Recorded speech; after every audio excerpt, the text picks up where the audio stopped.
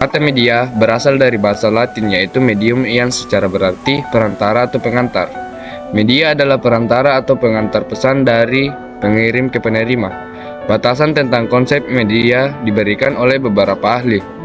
Association of Education and Communication Technology atau IECT membatasi media sebagai segala bentuk dan saluran yang digunakan orang untuk menyalurkan pesan atau informasi.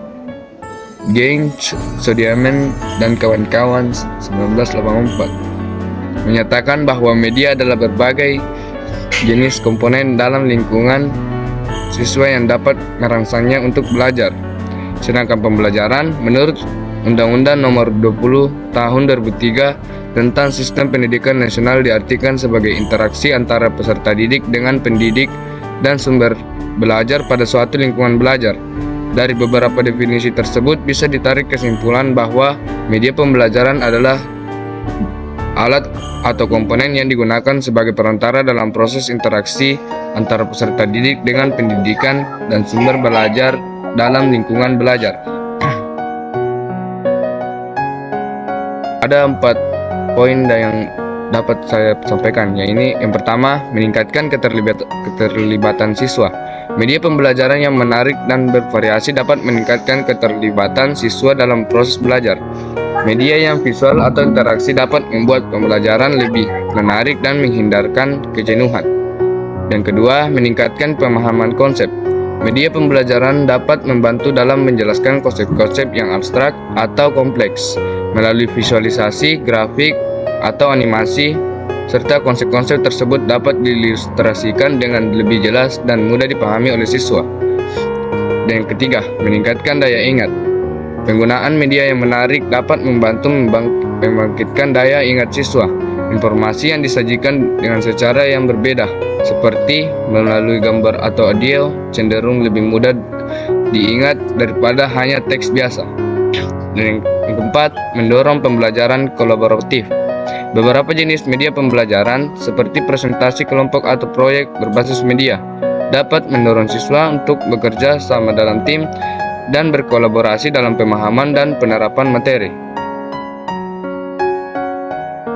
Lapis dan Latens dalam Azhar Arsyad 2018 mengemukakan 4 fungsi media pengajaran, khususnya media visual antara lain: 1. Fungsi atensi atau fungsi inti media sosial, yaitu menarik dan mengarahkan perhatian peserta didik untuk berkonsentrasi kepada isi pelajaran yang berkaitan dengan makna visual yang ditampilkan oleh menyertai teks materi pelajaran. 2. Fungsi afektif, yaitu fungsi media visual yang dapat terlihat dari tingkat kenikmatan peserta didik ketika belajar atau membaca teks yang bergambar. Gambar atau lambang visual dapat menggugah emosi dan sikap peserta didik, misalnya informasi yang menyangkut masalah sosial atau ras. Yang ketiga yaitu fungsi kognitif, yaitu fungsi media visual yang terlihat dari temuan-temuan penelitian yang mengungkapkan bahwa lambang visual atau gambar memperlancar pencapaian tujuan untuk memahami dan mengingat informasi atau pesan yang terkandung dalam gambar.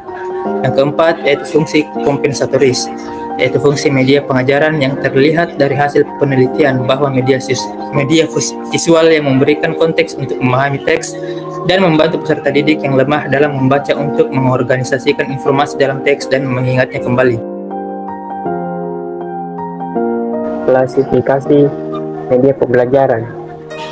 Di antaranya yaitu media audio. Media audio tentunya berkaitan dengan indera pendengaran. Pesan yang disampaikan melalui audio pun dituangkan ke dalam lambang-lambang auditif, baik verbal maupun non-verbal.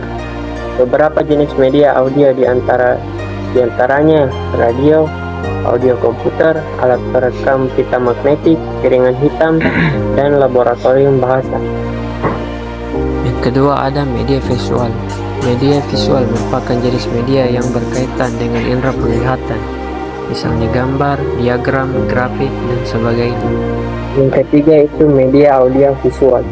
Media audiovisual adalah media instruksional modern yang sesuai dengan perkembangan teknologi, meliputi media yang dapat didengar, dilihat, serta yang dapat didengar dan dilihat. Media audiovisual antara lain film bingkai, film rangkai, media transparansi, film, televisi, video, dan CD. Kemudian multimedia. Multimedia merupakan jenis media yang melibatkan semua indera audiovisual dalam satu kegiatan pembelajaran. Semua kemampuan yang ada pada media lain sudah ada pada komputer atau multimedia. Multimedia dapat menampilkan tulisan, gambar, gerak, suara, serta warna-warni yang indah.